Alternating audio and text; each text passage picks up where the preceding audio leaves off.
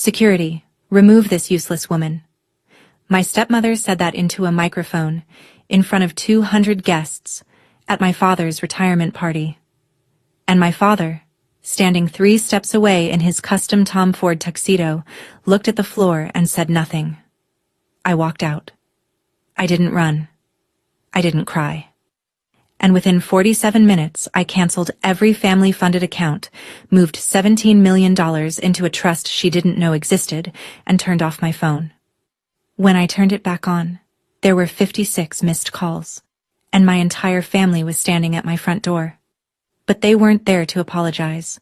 They were there because a legal document they'd never seen had just collapsed 20 years of my stepmother's careful planning. Before I go on, please take a moment to like and subscribe. But only if you genuinely connect with this story. Drop a comment telling me where you're watching from and what time it is there. My name is Laura Paxton. I'm 34 years old, and this is the night I stopped being invisible. Now, let me take you back 11 months, to the day I received an email from a dead woman. My father is Richard Paxton. If you've driven through the suburbs north of New York City and noticed one of those glass and steel office parks that seem to multiply every year, there's a decent chance his name is on the permits. Commercial real estate. That was his kingdom. 35 years of buying land, building things, and shaking hands with men who wore watches that cost more than most people's cars. He announced his retirement the spring I turned 34, and the whole town acted like a senator was stepping down. But that kingdom had a foundation most people never saw. My mother, Catherine Hale, died when I was 11. Ovarian cancer. 8 months of diagnosis to funeral, and then she was gone. Just like that. Like someone had blown out a candle in the middle of dinner. What I remember most isn't the hospital or the silence afterward. It's the kitchen table. My mother sitting across from me with a roll of craft paper and a set of drafting pencils, teaching me how to draw a floor plan. She'd sketch the bones of a building, the load-bearing walls, the joists, the hidden geometry that held everything up. And she'd say, "See, Laura? Everything beautiful starts with structure." I didn't know then that she was also an architect. Nobody told me. That detail got buried along with everything else about her. 8 months after the funeral, 8. My father married Diane Hartwell. I remember the exact morning he told me, because I was sitting at that same kitchen table, drawing a floor plan of our house from memory, and he sat down across from me and said, "You're going to have a new mother, sweetheart." I was 11. I didn't know how to say, "I don't want a new one," so I said nothing. That was the first time I chose silence. It would not be the last. Let me tell you about Diane. Diane Paxton, née Hartwell, was the kind of woman who could walk into a room and rearrange it without moving a single piece of furniture. She did it with tone, with timing, with the particular talent of making every suggestion sound like a kindness and every command sound like a question. She wore Chanel tweed the way other women wore denim, casually, constantly, as if it simply appeared on her body each morning. Her hair was always blown out, always honey blonde, always exactly the same. I never once saw Diane Paxton look unprepared. That should have been my first warning. Within a year of the wedding, the Thanksgiving seating chart changed. I went from sitting next to my father to sitting at the smaller table in the sunroom. Because you're so much more comfortable away from the crowd, aren't you, Laura? By year 3, the family Christmas card featured Diane, my father, and Meredith, Diane's daughter from her first marriage, born 2 years after me. I was told the photographer ran out of time before my solo shots. By year 5, my bedroom became Diane's yoga studio. My things were boxed and moved to the guest room. "You'll be leaving for college soon anyway," she said. "No point in wasting space." Diane introduced Meredith to people as our daughter. She introduced me as Richard's daughter from before. As though I were a rough draft my father had since revised, and the Cartier love bracelet on her wrist, 18-karat gold, the one my father gave her for their 10th anniversary, I later learned was paid for with money from the family trust. A trust built in part on my mother's inheritance. But I didn't know that yet. Not for a long time. I became a restoration architect. If you don't know what that means, I don't blame you. Most people don't, including my family. I restore old buildings, not the glamorous kind, not Manhattan penthouses or Hamptons beach houses. I work on the ones everyone else has forgotten. A crumbling Carnegie Library in Hudson Valley. A 19th century firehouse in the Catskills. A schoolhouse in Beacon with a collapsed roof and 100 years of stories in its walls. I strip back the decay, find the original bones, and bring them back to life. It's painstaking. It's physical.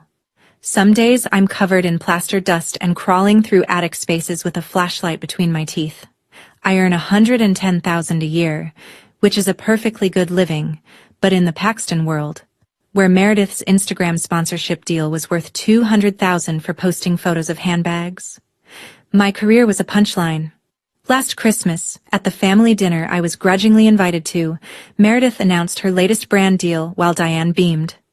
When the table turned to me, Diane tilted her head and said, "And Laura, have you found anything more stable yet?"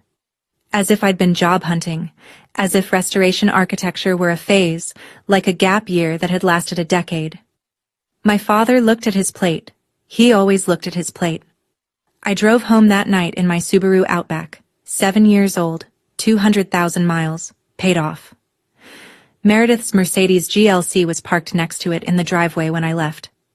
She'd patted my hood on the way in and said, "Cute car. Very... you." I didn't answer. I just drove. That's what I'd always done.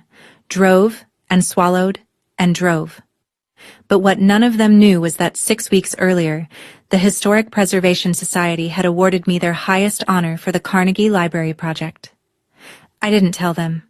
I'd stopped offering good news to people who only knew how to diminish it.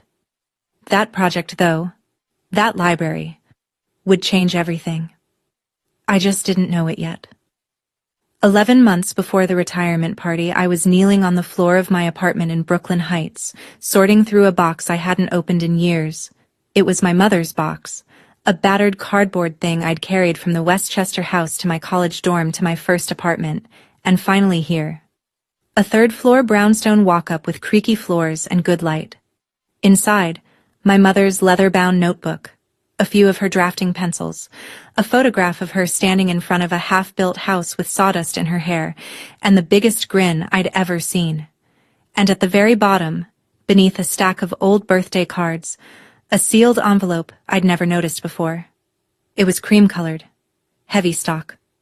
On the front, in my mother's handwriting, that slanted, confident script I'd recognize anywhere. It said, "For Laura, when she's ready." My hands were shaking when I opened it. Inside was a single sheet of her personal letterhead, and this is the part that stopped my breathing. The letterhead read, "Catherine Hale, AIA, Hale Architecture and Preservation." My mother had been a licensed architect. She'd had her own firm. Nobody had ever told me. Not my father. Not Diane. Not a single person in 23 years. Below the letterhead, in that same slanted hand, "My darling girl, there are things about our family's money I need you to understand when you're old enough. I've made arrangements to protect what's yours. Mr. Aldridge has everything. Find him." Tucked behind the letter was a business card, "Thomas Aldridge, Esquire, Trusts and Estates." I sat on my apartment floor for a long time. Then I opened my laptop and searched his name. Thomas Aldridge was 67 years old and still practicing. His office was in Midtown Manhattan, 12 stops on the subway from my front door. I composed an email with my full name and the words, "My mother was Catherine Hale Paxton. She left me a letter. She told me to find you." He responded in 2 hours. The subject line read, "I've been waiting for this email for 23 years, Miss Paxton." He said he had a document I needed to see. He said it could only be discussed in person, and he asked how soon I could come. I went the next morning. But before I tell you about that meeting, I need you to understand something about my father. Richard Paxton was not a villain. That's what made it so much worse. A villain you can hate cleanly. My father was something more complicated. a man who loved me but lacked the courage to show it when it cost him anything. I have one memory I return to more than any other. I was 14. My father picked me up from school on a Tuesday. No reason, just showed up, and drove me to the west side of town where a beautiful old stone building was being demolished. We sat in the car and watched the wrecking ball swing. He was quiet for a long time. Then he said, "Your mother would have fought to save that building." It was the last time he mentioned her name. After that, Catherine Hale Paxton became a ghost in her own house. Her photographs disappeared from the hallways. Her books were boxed. Her name was replaced by Diane's in every sentence, every tradition, every toast. And my father let it happen, one erasure at a time, because Diane's tears were louder than my silence. 3 weeks before the retirement party, I called him. I wanted to meet for coffee. Just the two of us. He said yes immediately, and for a half second I felt something warm and unfamiliar. Then my phone rang 10 minutes later. Diane's voice. "Your father's schedule is very full right now, Laura. Maybe after the party." A week later, the invitation arrived. Crane and Company cardstock, gold foil lettering, celebrating 35 years of excellence, Richard Paxton. Hosted by Diane Paxton and Meredith Paxton. My name was printed as Laura Paxton Hartwell. Diane's maiden name hyphenated onto mine like a brand. I decided I would go. But first, I would see Thomas Aldridge. 3 weeks out from the party, Diane began building her stage. I noticed the first move on a Monday. I'd sent a message to the family group chat. Something small, asking what time we were expected at the venue. And the message sat there, delivered but unanswered, for 3 days. On Thursday, I opened iMessage and realized the thread was dead. No new messages, no activity at all. I texted Meredith separately. "Is the family chat broken?"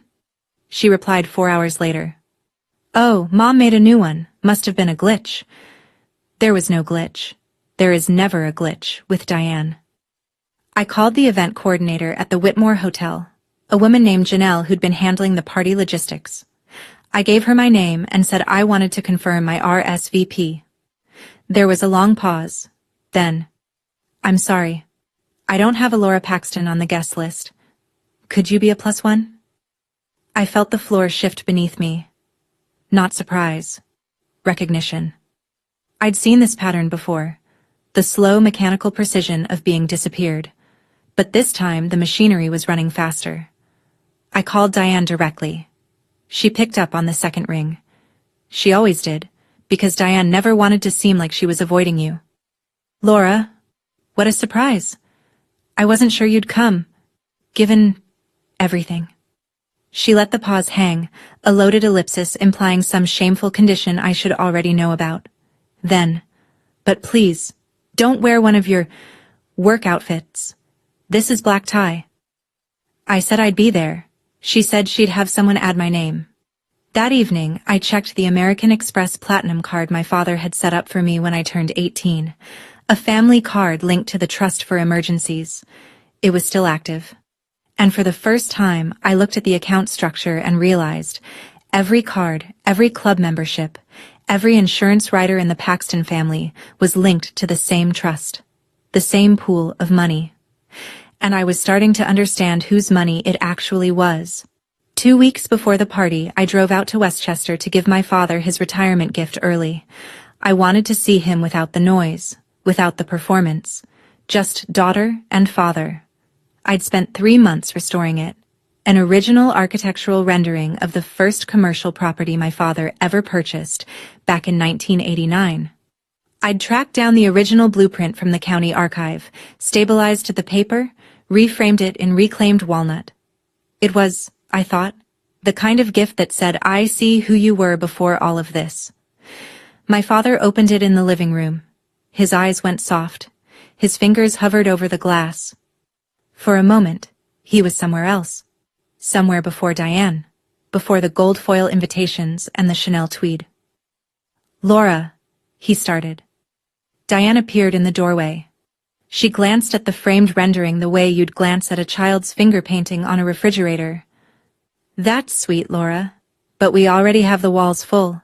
Meredith commissioned a portrait of your father. Oil on canvas. By a real artist. My father set my gift down on a side table. He didn't fight for it. He never fought for anything that was mine. Diane guided him toward the kitchen. I stood alone in the living room and looked up at the fireplace. Above the mantel hung the portrait Meredith had commissioned. Oil on canvas, gilt frame. It showed my father seated in a leather chair. Diane standing behind him, one hand on his shoulder. Meredith at his side, smiling. The composition was complete. There was no empty space. No room for anyone else. I was turning to leave when I heard Diane's voice from behind the kitchen door, low and fast. She's going to make a scene at the party, Richard. You know how she is. She'll bring up her mother and ruin everything. Maybe we should prepare security. My father's reply was barely audible. She's my daughter, Diane. And Diane's response was perfectly clear. Exactly. And daughters should know their place. I left through the front door. But as I passed Diane's study, I saw it. On her desk, a manila folder with the logo of a law firm I didn't recognize, and the words, Trust Amendment, draft printed across the tab. I didn't stop. I didn't open it. But I saw it. And I remembered. Meredith called me the following Saturday. Not to catch up. Meredith never called to catch up. But because she needed a second opinion on her outfit for the party. I said yes, because I was still, at 34 years old, saying yes to people who never asked how I was doing. We met at Bergdorf Goodman, 5th Avenue, 8th floor. The kind of place where the air itself smells expensive, and the saleswomen remember your name if you spend enough. They remembered Meredith's. She tried on 7 dresses in 90 minutes, an Oscar de la Renta in ivory silk, a Valentino in deep red, a beaded Marchesa that cost more than my monthly rent. Each one was brought out on a velvet hanger by an associate named Claire, who called her Miss Paxton and treated her like minor royalty.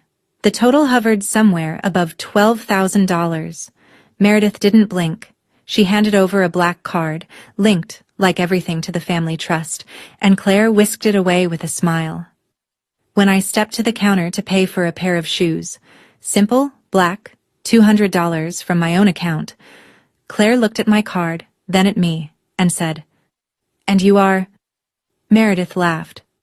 Not cruelly exactly. Worse. Absently, like the answer was obvious. She's my half-sister. She restores old buildings, like, physically, with her hands.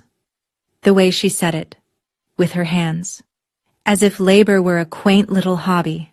As if the blisters and the plaster dust and the 100-year-old beams I'd saved from collapse were somehow less real than a $12,000 dress charged to someone else's money. On the drive home, Meredith delivered the message I'd been waiting for. "Laura, Mom thinks you shouldn't give a speech at the party. It's better if you just attend. You know Dad doesn't like being emotional in public." I didn't answer. I just drove. That's what I'd always done. Drove. And swallowed. And drove. Meredith's Jimmy Choo bags rustled softly in the back seat. My single Nordstrom rack bag sat on the floor, tucked between my feet at a red light like something trying not to take up too much space. 1 week before the party, I had lunch with a woman named Ellen Marsh. Ellen had been my mother's closest friend, one of the few people in my life who still said Catherine's name out loud, naturally, as if she were a real person and not a footnote. We met at a French bistro on the Upper East Side, the same one my mother used to take me to for Sunday brunch when I was small. White tablecloths, copper pots on the wall, a waiter who still remembered that Catherine ordered the croque madame every time. I ordered the same. Ellen was quieter than usual. She kept rearranging her silverware.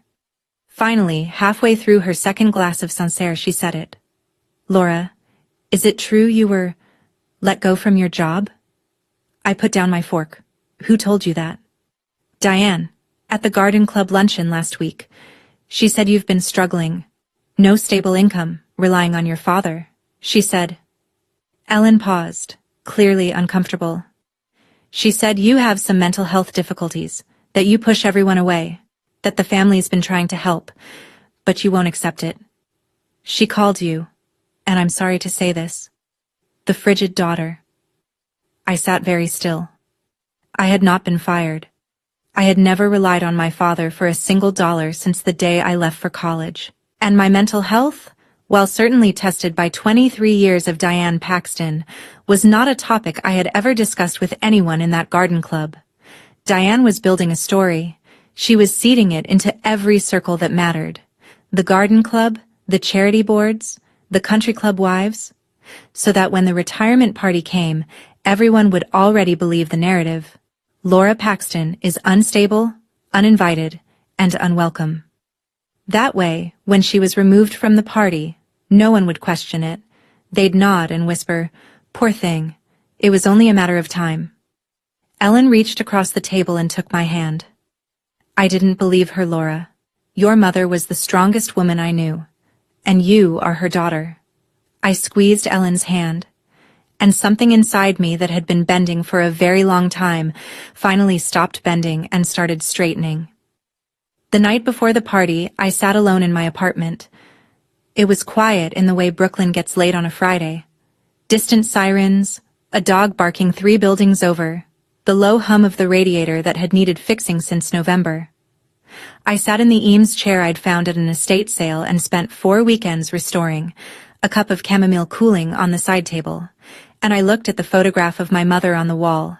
Catherine Hale, 31, standing on a construction site with sawdust on her boots and a rolled blueprint under her arm, laughing at something off camera, alive. I thought about not going. I could stay here, in my apartment, in my quiet, in my carefully built life, and let them have their party and their portrait and their narrative. I could swallow this one too. I was good at swallowing. But then I looked at her letter, pinned to the corkboard above my desk. Find him. I had found him. I knew the truth now. About the trust. About the $17 million. About the provisions my mother had written into law before the cancer took her. I had the documents. I had the authority. I had Thomas Aldridge standing by. I hadn't used any of it, because I wanted to give my father one more chance. If Richard Paxton stood next to me at that party, if he introduced me to his colleagues, if he said my name the way a father should, I would put the documents back in the drawer and never speak of them. I was offering him the easiest test in the world, choose your daughter. Just once. I laid out my dress. Midnight navy, clean lines, impeccable tailoring. Nothing flashy, nothing that begged for attention. I opened my jewelry box and took out my mother's Mikimoto pearl earrings, the only thing of hers Diane hadn't managed to claim. I held them in my palm and felt their weight. Cool, smooth, impossibly steady. Then I picked up my phone and called Thomas Aldridge. "If I need you tomorrow," I said, "can you execute within the hour?" His voice was calm, precise, unhurried. "Everything has been ready for 23 years, Miss Paxton." I set my alarm for 7. I hung the dress on the back of my door. And I slept. Deeply, clearly, the way you sleep when you've finally stopped hoping and started deciding. The Whitmore Hotel on a Saturday evening in October is the kind of place that makes you feel underdressed even if you're wearing your best. Crystal chandeliers the size of small cars, Italian marble floors polished to a mirror sheen, waitstaff in black tie carrying silver trays of champagne that caught the light like liquid gold. The grand ballroom had been transformed. Round tables draped in white Belgian linen, centerpieces of white hydrangeas and pale gold roses, a live jazz quartet in the corner playing Cole Porter with the kind of effortless precision money buys. 200 guests. Business partners, golf friends, Westchester socialites, people whose last names appeared on hospital wings and university endowments, milled and murmured and clinked glasses beneath a banner that read, "Cheers to Richard Paxton, 35 years of building legacy." I gave my name at the reception table. The young woman checked her list, scrolled, checked again. Her smile faltered. "Paxton, Laura, I'm sorry, I don't see... Oh wait, here." She pointed with her pen. "You were added yesterday." Yesterday. 200 guests confirmed months in advance. And I was added yesterday, squeezed into the margin like a typo someone had caught at the last minute. Thank you, I said. And I walked in.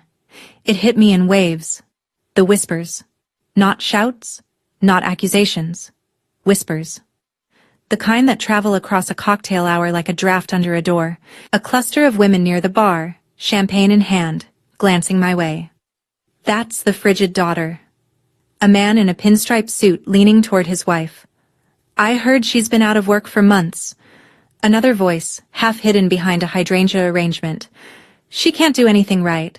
Diane says she just shows up and causes scenes. Diane's seeds were blooming exactly on schedule. I kept my back straight. I kept walking. I scanned the room for my father and found him near the small stage at the far end of the ballroom, standing between Diane and Meredith, smiling for a photographer who was arranging them into a family portrait. Richard, Diane, Meredith. 3 people, perfectly composed, perfectly lit. The photographer snapped his frames. No one looked for me, no one called my name. And from the corner of my eye, I noticed 2 men in dark suits positioned near the ballroom entrance. Security, earpieces. One of them glanced at Diane, then at me, and shifted his weight. They were watching me. They'd been told to watch me. I made my way across the ballroom. It's a strange thing, walking through a crowd that's been primed to see you as a problem. Every smile felt like a flinch. Every turned shoulder felt deliberate. I passed a table of my father's former business partners, men I'd known since childhood. And not one of them said hello. Diane's narrative had done its work. I wasn't Richard Paxton's eldest daughter anymore. I was the cautionary tale they'd been briefed on. I reached the small circle around my father. Richard saw me first. His face did something complicated. A flicker of warmth, quickly followed by something that looked like panic. He opened his mouth. But before the words came, Diane's hand was on his shoulder, her fingers pressing into the fabric of his tuxedo like a leash pulled taut. "Laura," he managed. "Glad you could make it." 5 words. The same 5 words you'd say to a colleague you barely recognized. Diane turned to face me. She was radiant. Cream silk gown, hair swept up, diamonds at her throat. That particular smile she wore when she was about to draw blood. Her voice was pitched just loud enough for the circle of 15 people around us to hear every syllable. "Laura, what a surprise. I wasn't sure you'd come, given everything." She let the pause land, her eyes sweeping the group as if inviting them to fill in the blank with whatever rumor they'd already been fed. Then, softer, almost tender. "Well, just don't make it about yourself, okay? Tonight is about family." Family. The word landed like a slap. Meredith appeared at Diane's elbow, fresh from somewhere. A new Tiffany necklace at her collarbone, $8,000 of platinum and diamonds catching the chandelier light. She looked at my dress with the specific kind of smile that is actually an inventory. "Laura, love the dress. Is that from last season?" I let it pass. I had not come for Meredith. I looked at my father. "Dad, can I talk to you for a moment? Alone?" Richard's eyes moved toward me. I saw it. The instinct. The flicker of yes. His body leaned half an inch in my direction. Then Diane's hand tightened on his arm. "Richard, the Hendersons are waiting. You can talk to Laura later." Her voice was silk over steel. My father straightened. Looked at Diane, looked at me. And then he turned and walked toward the Hendersons, Diane guiding him like a rudder. I stood alone in the middle of 200 people. An older woman I didn't recognize walked past, paused, and said to her companion, "Not quietly enough." Poor thing. Diane told me she's been struggling. Such a shame. Her mother was wonderful. Her mother was wonderful. Yes, she was. And she left me more than anyone in this room understood. I need to take you back now, 3 weeks before that party, to a Tuesday afternoon in Midtown Manhattan. Thomas Aldridge's office was on the 14th floor of a pre-war building on Madison Avenue. The elevator was slow, the hallway was dim, and the door was solid oak, with a brass nameplate that hadn't been updated since the 90s. Inside, it looked exactly the way you'd imagine a trust attorney's office would look if he'd been practicing for 40 years and saw no reason to redecorate. Floor-to-ceiling bookshelves, leather-bound volumes of estate law, a mahogany desk buried under neatly stacked files. And on the wall behind his chair, a framed photograph of my mother. Younger than I'd ever seen her, standing in front of a building with a hard hat and a grin. Aldridge was 67, silver-haired, deliberate. He spoke the way careful lawyers speak. Every sentence weighed before it was released. "Your mother retained me in 2003, he said, when she first learned about the cancer. She wanted to ensure that her assets, specifically the inheritance she brought into the marriage from the Hale family, would be protected for you." He placed a document on the desk between us. 40 pages, leather-bound, my mother's signature in blue ink on the final page. The trust agreement of 2004. He explained it to me in plain English because my mother had asked him to, 23 years in advance. Catherine Hale had entered the marriage with $17 million in inherited family wealth. That money was placed into the Paxton Family Trust, but with a critical legal distinction. It was designated as segregated funds, walled off, legally separate from the rest of the trust's assets, even though it sat in the same account. "Your mother signed an amendment in 2006, Aldridge continued, sliding a second document forward. 6 months before she passed. It designated you, Laura Catherine Paxton, as the sole beneficiary of the segregated funds, effective upon your 30th birthday. No co-signatures required, no trustee approval needed." I stared at the page, my mother's handwriting in the margin. "For my girl." "Does my father know about this?" I asked. Aldridge paused, the kind of pause that tells you the answer before the words arrive. "Your father was present when the original trust was established. He has always known." The air left the room. "And Diane?" "Mrs. Paxton, the current Mrs. Paxton was never informed. The trust agreement was never shared with her. She appears to believe the entire $42 million in the trust belongs to the family generally." He folded his hands. "She's been contacting my firm and the fiduciary manager, a woman named Rebecca Stone, requesting access to the trust provisions." Ms. Stone correctly declined. $17 million. My mother had built a wall around it with paper and ink and foresight, and it had held for 23 years. "What happens," I said slowly, "if I withdraw?" "The remaining $25 million won't cover the loans your stepmother authorized using the full $42 million as collateral. The bank will issue a margin call." I sat with that for a long time. "I'm not going to sign today," I told him. He raised an eyebrow. "Give me until after the party. I want to see if my father chooses me." Aldridge looked at the photograph of my mother on the wall, then back at me. "Your mother," he said, "would understand." I left his office with a copy of both documents in a folder and something I hadn't carried in years. A choice. Now you know what I knew when I stood in that ballroom. Let me tell you what happened next. The speeches began at 8:30. Diane took the microphone first. Of course she did. She stood on the small stage in her cream silk gown, diamonds blazing under the spotlights, and delivered a speech that was, by any measure, flawless. She thanked the guests, praised Richard's 35 years of work, called Meredith up to the stage for an embrace that drew a collective awe from 200 throats. She spoke about family, about loyalty, about the people who truly make a house a home. She did not say my name. She did not look at me. Catherine's name was not mentioned once. When the applause faded, I stood up. I wasn't going to make a speech. I just wanted to walk to the front, hand my father his gift.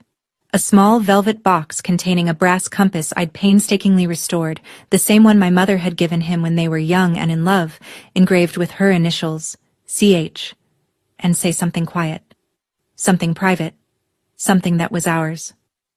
I was 10 steps from the stage when Diane saw me coming. Her expression didn't change. That's the thing I remember most. How controlled she was. She leaned into the microphone and in a voice as clear and calm as a dinner bell she said, "Security."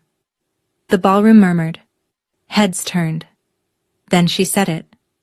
Every word precise. Every syllable designed to carry. Please remove this woman.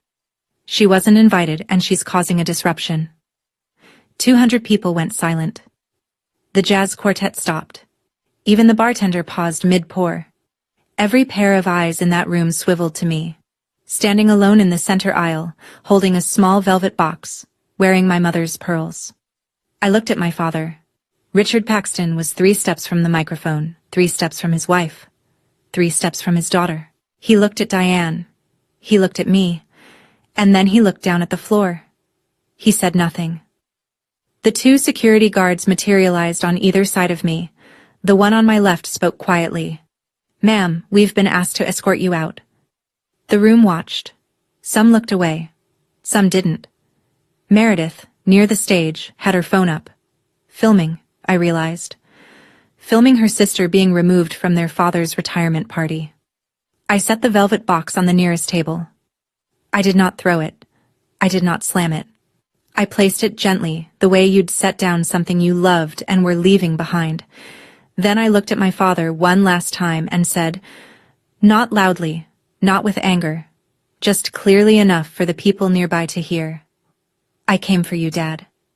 Not for her. But I see your choice." I turned. I walked toward the exit. Back straight. Eyes dry. My mother's Mikimoto pearls catching the last of the chandelier light as I passed through the double doors and into the lobby.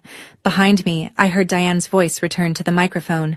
"I'm so sorry about that, everyone. Now, where were we?" The jazz quartet started up again before the doors closed behind me. The October air hit me like cold water. I stood on the front steps of the Whitmore Hotel. Marble steps, smooth and pale under the street lamps, and listened to the muffled music bleeding through the walls behind me. Cole Porter. Laughter. The clink of champagne glasses. A world continuing without interruption, as if a woman hadn't just been marched out of her own father's celebration by 2 men in earpieces. I sat down on the top step.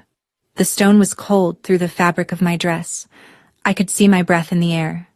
Inside, the ballroom glowed warm and golden through the floor-to-ceiling windows. Outside, the light was blue-white and thin, the kind of light that makes everything look honest. I looked at my reflection in my phone screen, my mother's pearl earrings, my own face, composed, steady, but underneath it, something cracking along a fault line that had been there since I was 11 years old. I gave myself 60 seconds. 60 seconds to feel it. All of it. The humiliation, the silence where my father's voice should have been. The knowledge that 200 people had watched me be erased and then gone back to their champagne. 60 seconds for every swallowed word. Every Christmas at the small table. Every time I'd driven home and told myself it didn't matter. Then I stood up. Because my mother didn't raise me to sit on other people's steps. I pulled out my phone and called Rebecca Stone. She picked up on the first ring. I'd warned her this call might come tonight.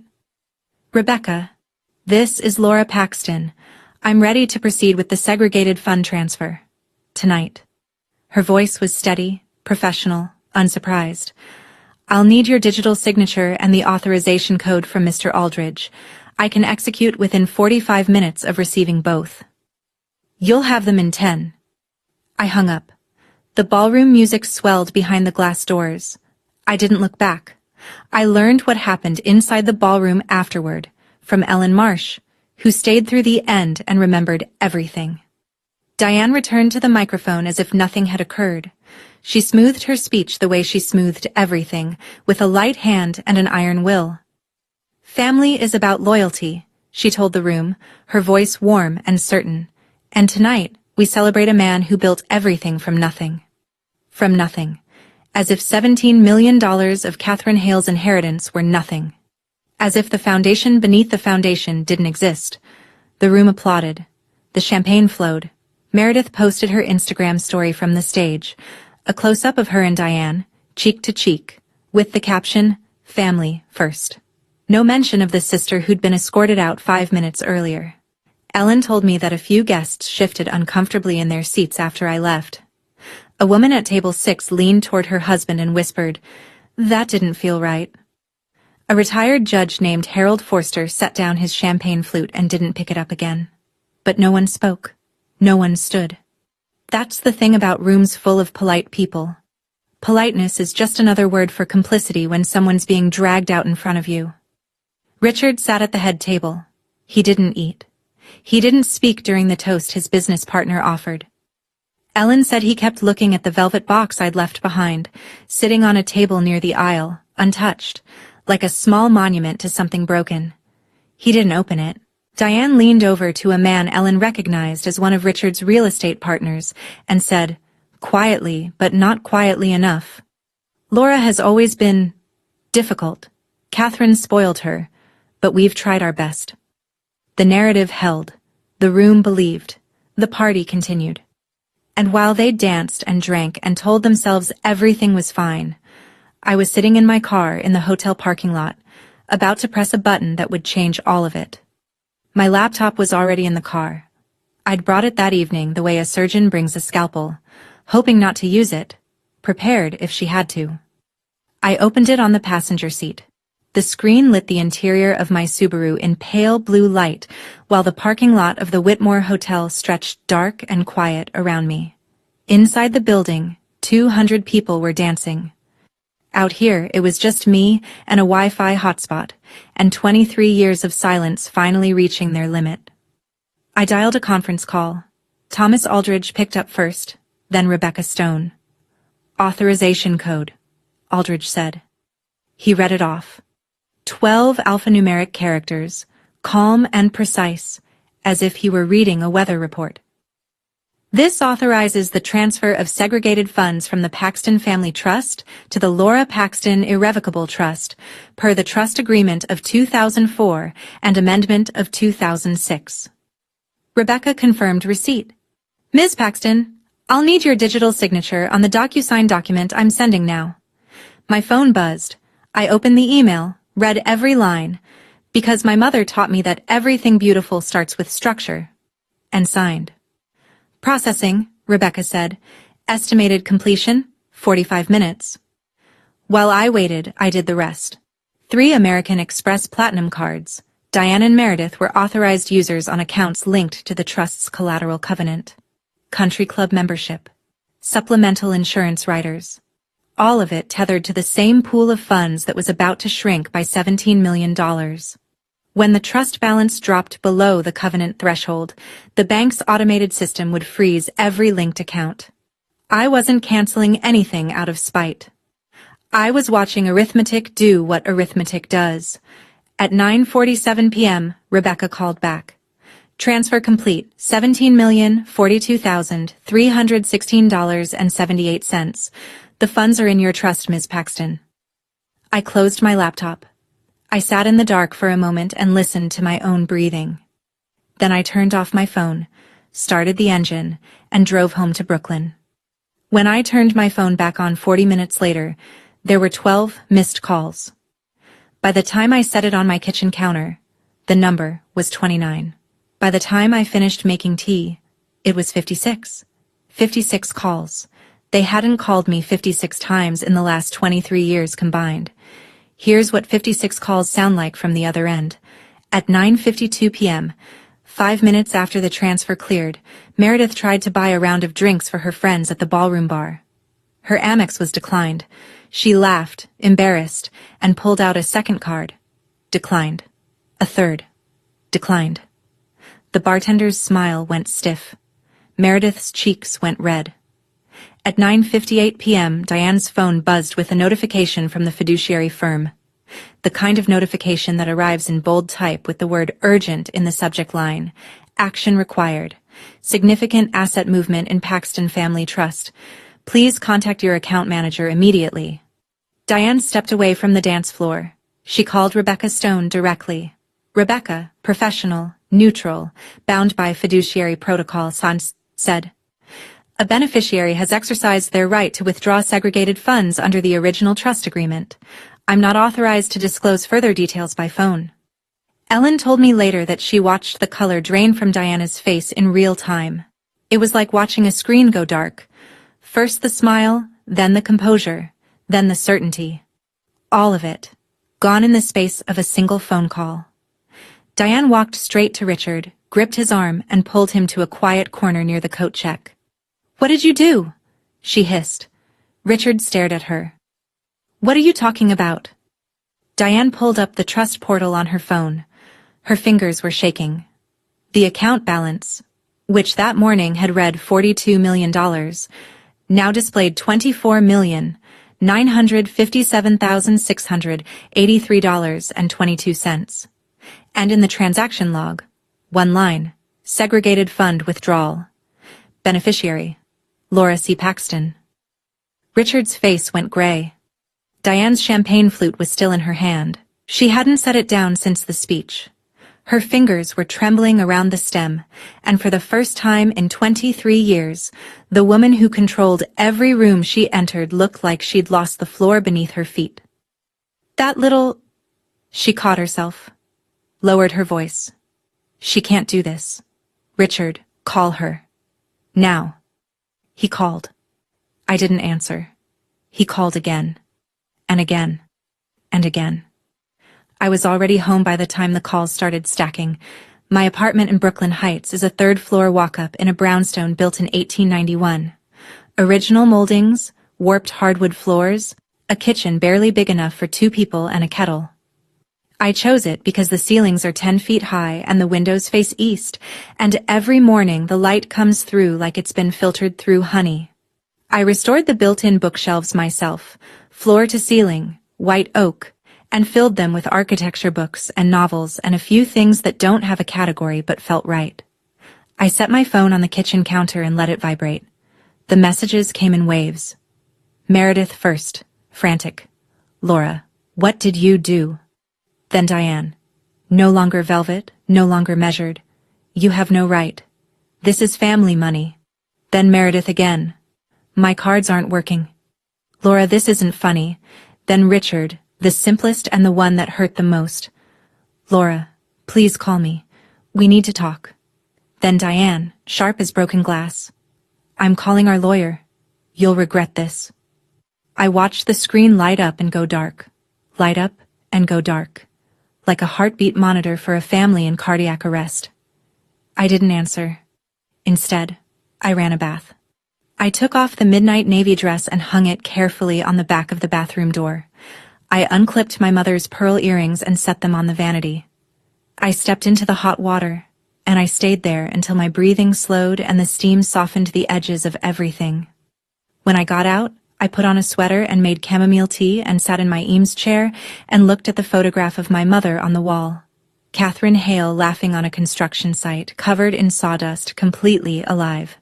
"I did what you asked, Mom," I said to the empty room. "I found him, and I found what you left for me." The phone had stopped ringing. 56 calls total. I checked the time, 11:08 p.m. Then the intercom buzzed. I looked at the intercom screen. There they were. All 3 of them, standing on the stoop of my brownstone at 11:15 on a Saturday night in October. Richard in his tuxedo, tie loosened, face the color of wet concrete. Diane still in her cream silk gown, mascara tracked down both cheeks in dark rivulets, clutching her Hermes bag like a lifebuoy. And Meredith, half a step behind, hugging her phone to her chest with both hands, eyes swollen and red. For 23 years I had gone to them, to their house, their dinners, their parties, their terms. I had driven to Westchester and sat at the small table and smiled through comments that were designed to shrink me. I had rung their doorbell like a guest in my own family. Now they were at mine. I didn't move right away. I stood at the intercom and let myself look, really look, at the image on that screen. Diane Paxton, who had never once visited my apartment in 7 years, was standing on my stoop with mascara on her face and panic in her posture. There was something in that image I needed to absorb before I opened the door. I walked to my desk drawer and pulled out the folder. The copies of the trust agreement and amendment. The transfer confirmation from Rebecca Stone. And one more document. Something I hadn't mentioned to anyone yet. Something I'd been carrying since my meeting with Aldridge. I tucked it at the back of the folder. I checked my reflection in the hall mirror. Cashmere sweater. Hair down. No makeup. Clean. Simple. Mine. I pressed the intercom button. Come up. I unlocked the front door and opened it before they reached the landing. Diane was first up the stairs, heels clicking on the old wood, already drawing breath for whatever she'd been rehearsing in the car. She crossed my threshold and started. How dare you? I raised one hand. Not dramatically. Just enough. You are at my door, Diane. Lower your voice, or leave. She stopped. Mid-word, mid-breath. It was, I think, the first time in 23 years that anyone had said no to Diane Paxton on a doorstep. She looked at me as if I'd spoken a language she didn't know I understood. I stepped aside. Come in, but I'll be the one talking tonight. They sat in my living room the way people sit in a doctor's office when the news is already bad. Richard took the armchair by the window, the one I'd reupholstered in olive linen last spring. He looked shrunken inside his tuxedo, a man built for conference rooms now compressed into a Brooklyn apartment that smelled like chamomile and old books. Diane stood. She refused to sit. Standing was control, and she wasn't ready to give that up. Meredith perched on the edge of the sofa, arms crossed, phone clutched in one hand, not looking at anyone. Diane fired first. You stole from this family. That money belongs to your father. I opened the folder on my coffee table. I didn't rush. I didn't raise my voice. I'd spent my career uncovering the original structures of buildings, finding the load-bearing walls beneath decades of bad renovations, and that's exactly what I was going to do now. That money, I said, $17 million, never belonged to my father. I slid the trust agreement across the table. 40 pages. Leather-bound. My mother's signature in blue ink. It belonged to my mother, Catherine Hale Paxton, your predecessor. The room contracted. Diane's eyes locked on the document like it was a weapon pointed at her chest. The trust agreement of 2004, I continued, drafted by Thomas Aldridge, executed by my mother before her diagnosis progressed. It designates $17 million, her family inheritance from the Hale estate, as segregated funds within the Paxton Family Trust, legally separate, walled off. Mine. Diane's voice came out thin. That's a fake. Richard, tell her. She turned to my father. Richard was staring at the document on the table. He didn't look up. He didn't deny it. The silence in the room was the loudest sound I'd ever heard. You knew, I said. Not a question. Didn't you, Dad? My father's throat moved. His hands gripped the arms of the chair. When he spoke, his voice had the cracked quality of something that had been sealed shut for a very long time. Your mother. She set it up before she got sick. I should have told you. Diane turned to Richard as if she'd been struck. You knew? He said nothing. But his silence was its own confession. 23 years of it. Finally audible. I placed the second document on the table. Amendment of 2006, signed by my mother 6 months before she died. It names me, Laura Catherine Paxton, as sole beneficiary of the segregated funds, effective on my 30th birthday. No co-signature, no trustee approval. I'm 34. I exercised my legal right tonight.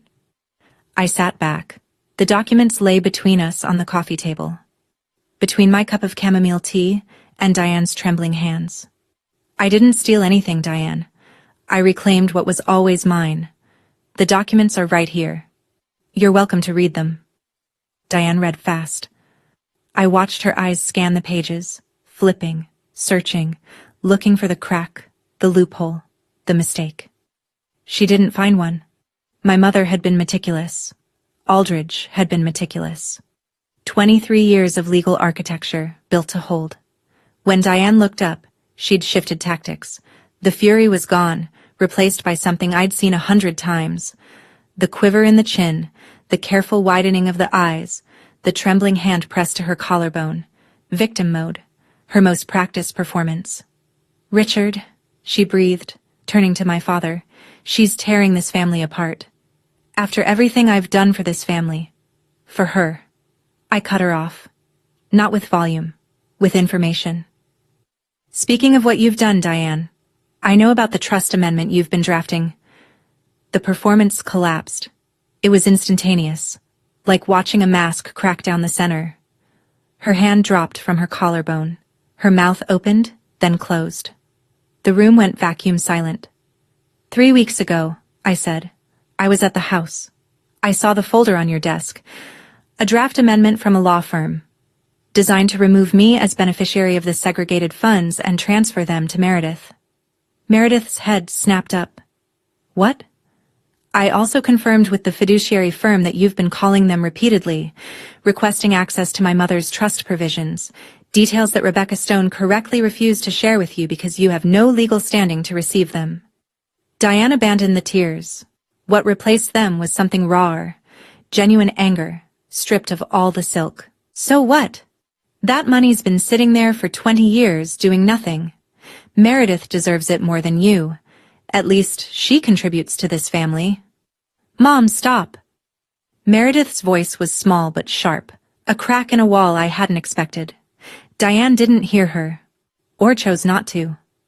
I looked at my sister, then back at Diane.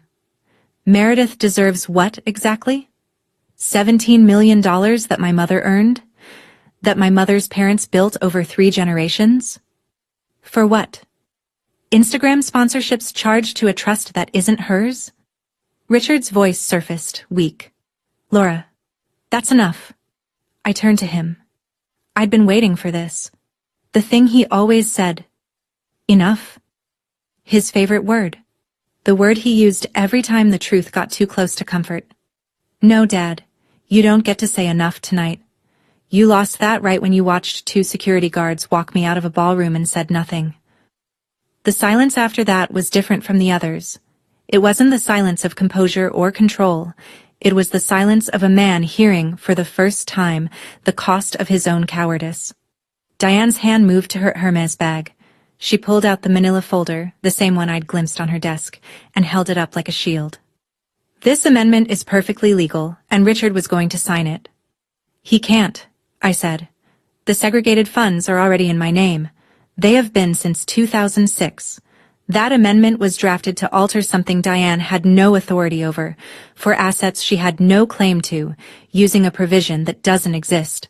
Your lawyer should have told you that, unless you didn't give them the full picture. Diane stared at me.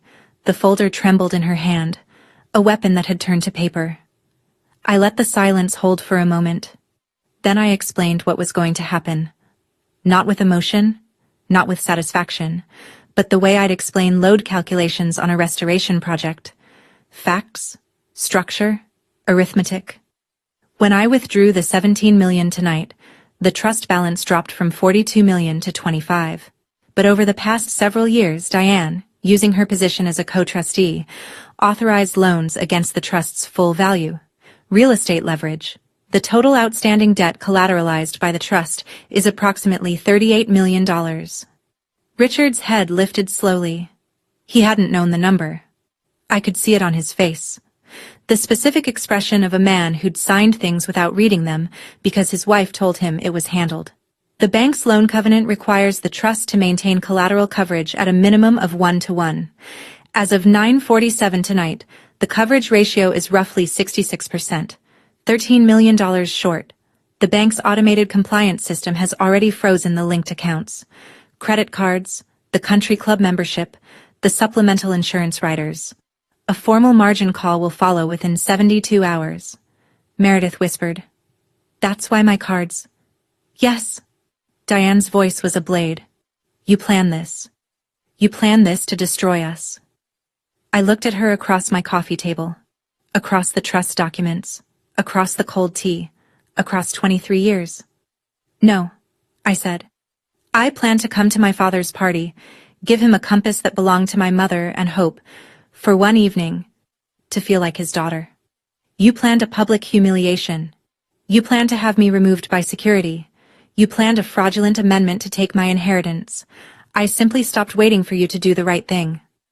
Then I reached into the folder and pulled out the last document. The one I'd been carrying since my meeting with Aldridge. The one I hadn't shown anyone. It was an email. Printed on plain paper. sent 6 months earlier from Diane's personal account to her attorney, and accidentally CC'd to Thomas Aldridge, whose email address was still on file as the trustee of record in the firm's system. I read it out loud. Every word. We need to move quickly before Laura finds out about Catherine's trust provisions. Richard doesn't have the spine to stop us. The room went airless. Richard reached for the printout. He read it once, then again.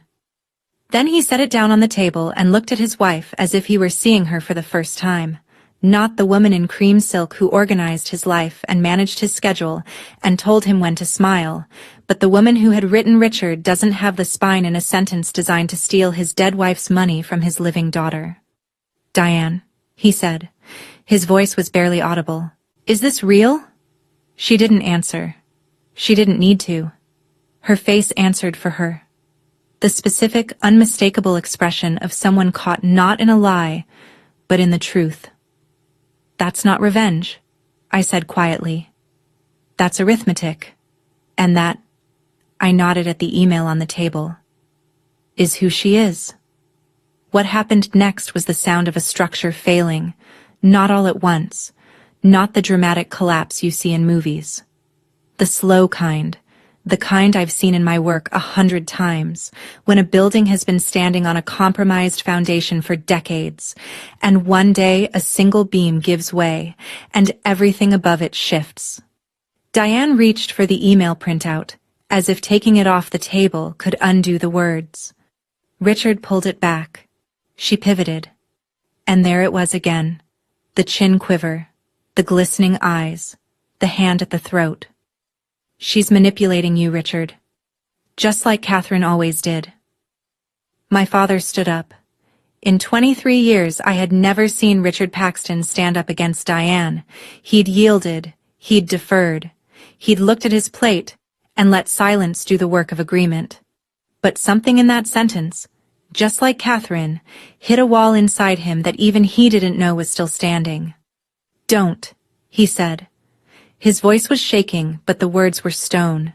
Say, her, name. Diane stopped. Her mouth was open. No sound came out.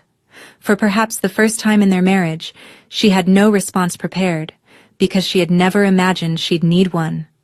Meredith stood slowly from the sofa. Her face was blotchy and wet, but her voice was steadier than either of her parents. Laura, she said. I didn't know about the trust, the amendment, any of it.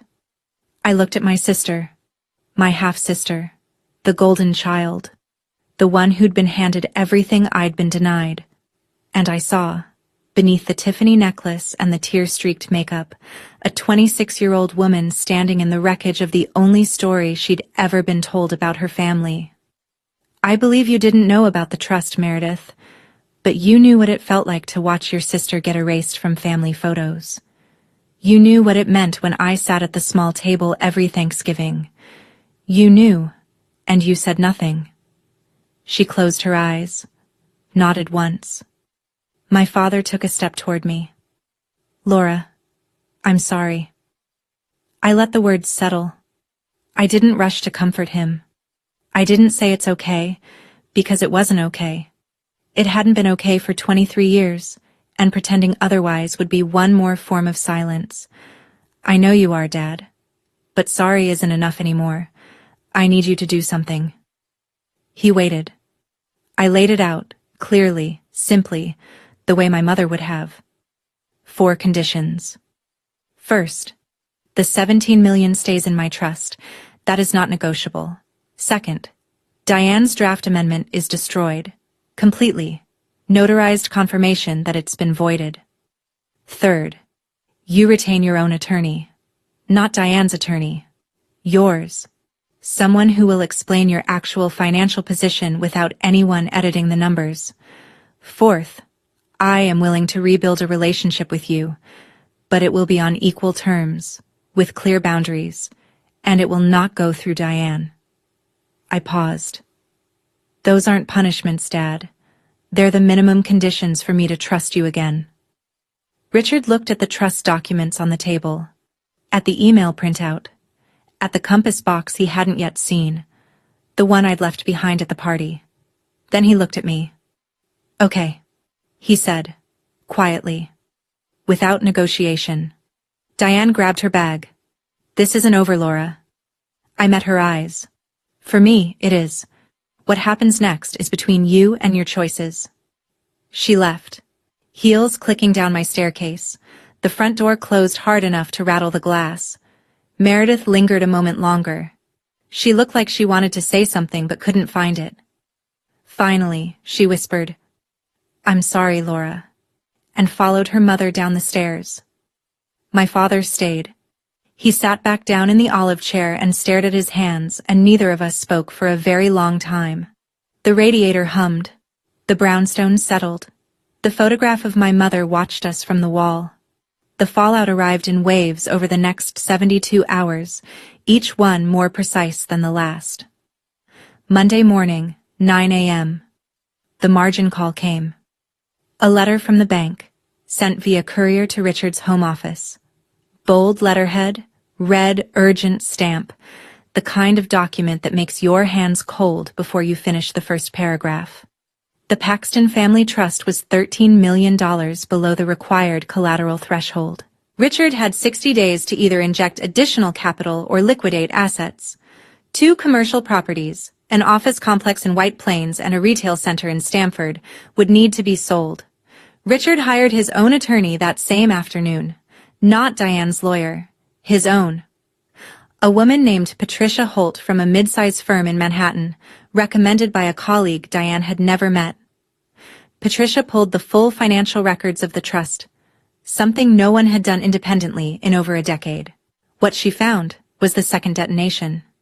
Over the past 15 years, Diane had authorized approximately $2.3 million in withdrawals from the trust's operating account, categorized in the records as family expenses. Patricia's audit revealed they were anything but.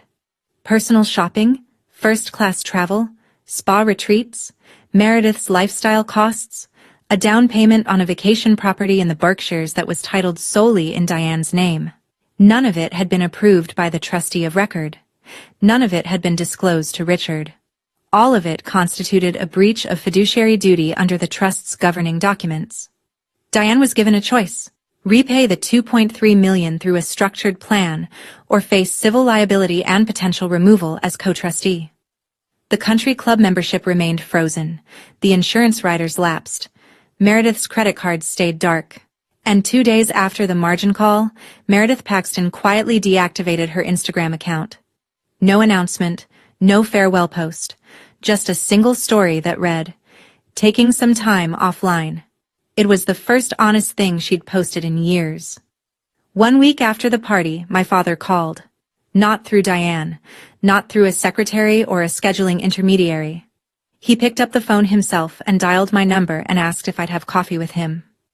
We met at the French bistro on the Upper East Side, the one with the white tablecloths and the copper pots, the one my mother had loved.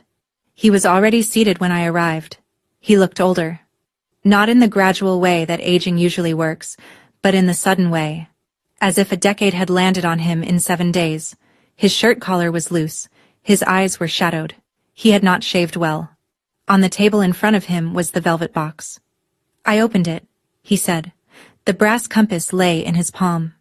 I'd spent weeks restoring it, cleaning the patina, repairing the hinge, polishing the case, until the engraved initials were legible again.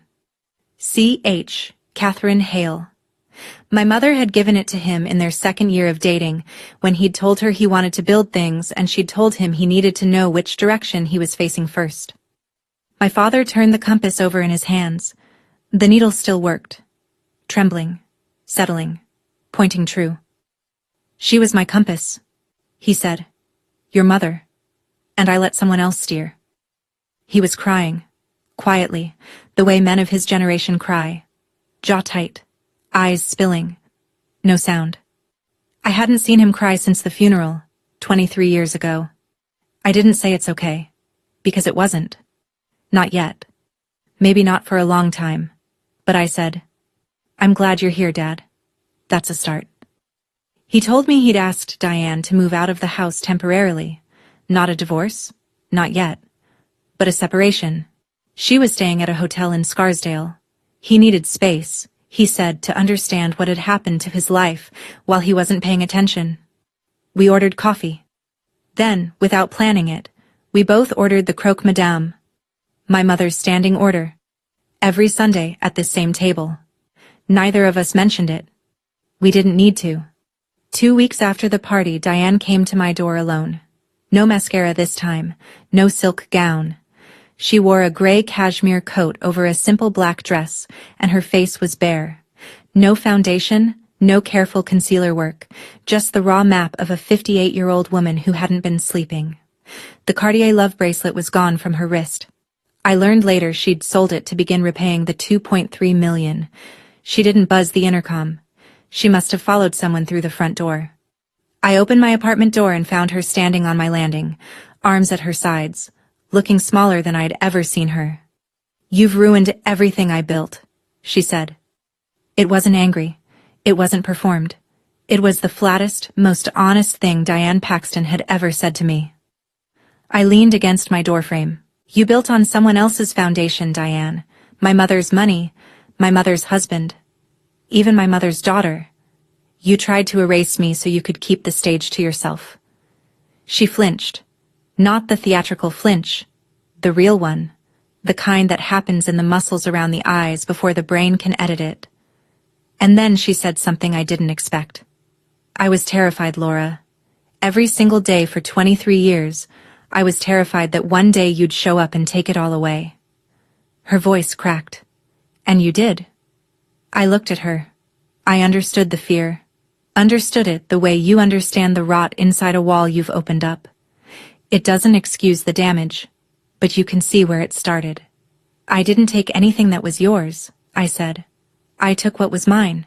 The difference is, you never understood there was a difference." She held my gaze for a long moment. No apology came.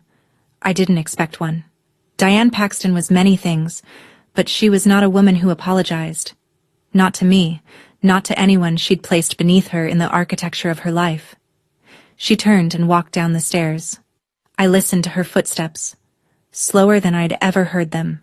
No click of designer heels this time, just the quiet pad of flat shoes on old wood. I closed the door, leaned my forehead against it, breathed.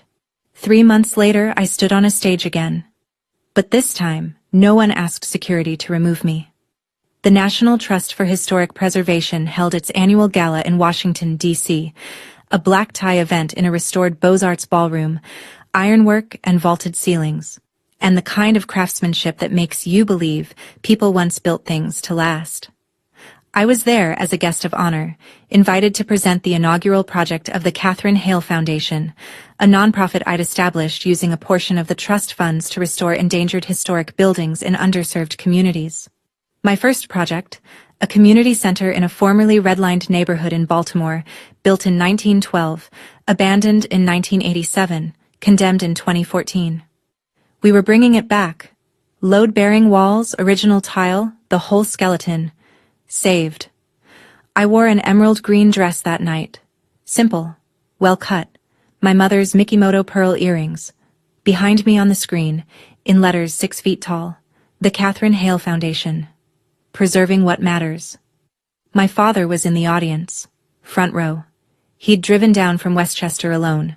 No Diane beside him, no entourage, just Richard Paxton in a navy suit, sitting upright, watching his daughter speak. I talked about buildings, about the ones everyone walks past without seeing, about the ones that get condemned because it's easier to tear something down than to do the hard, slow, unglamorous work of finding out what's still good underneath. I talked about my mother, an architect I never knew was an architect, who built things that held for decades because she understood that everything beautiful starts with structure. When I finished, the room stood. My father stood first. Afterward, he found me near the coat check. He was holding something. A flat, rectangular package wrapped in brown paper. I opened it and went still. It was the architectural rendering I'd given him at the retirement party. The original blueprint of his first building, the one I'd restored from the county archive. He'd had it framed in dark walnut, museum-quality glass, archival matting, The whole treatment. It's been on my wall since the day you gave it to me, he said. I just never told Diane. I held the frame against my chest and looked at my father. This flawed, frightened, trying man. And I didn't say it's okay.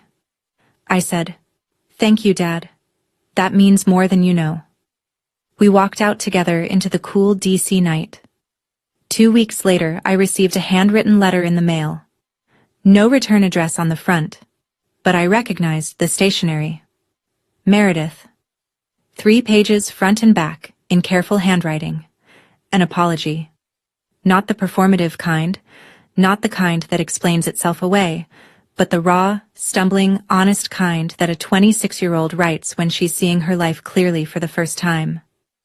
I haven't replied yet, but the letter sits on my desk, next to my mother's letter, next to the compass box. Some things take time. Some buildings can't be restored in a season.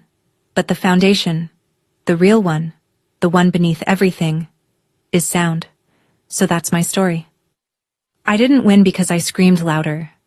I didn't win because I had more money or more power or more cruelty than the people who tried to erase me. I won because 23 years ago, while she was dying, my mother sat down with a lawyer and a pen and a stack of legal paper and built something that would hold. She didn't do it with drama. She didn't do it with anger. She did it with structure. The same way she built everything. I used to think strength meant enduring. Showing up to every dinner, sitting at the small table, driving home in silence, swallowing whatever was served and calling it family. I thought if I was patient enough, quiet enough, good enough, someone would eventually see me. No one was going to see me. Not because I was invisible, but because the people around me had decided that my invisibility was convenient. And the only person who could change that was the one standing in the mirror. If you're listening to this and you recognize something, the whispers, the exclusion, the way your name gets misspelled on purpose, the way your accomplishments get met with silence while someone else's get a standing ovation, I want you to know, you're not crazy. You're not too sensitive.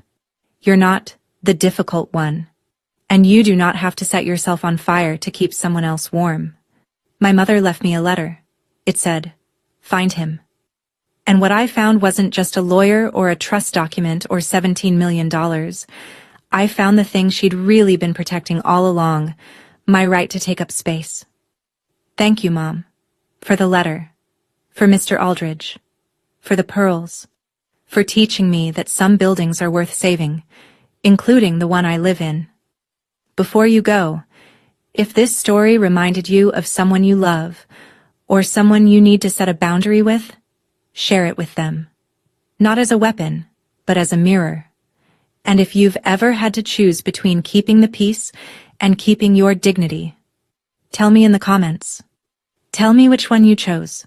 I read every single one. There are more stories like mine in the description below. If you're still here, if you stayed through all of it, you're exactly the kind of person who needs to hear them. Thank you for listening.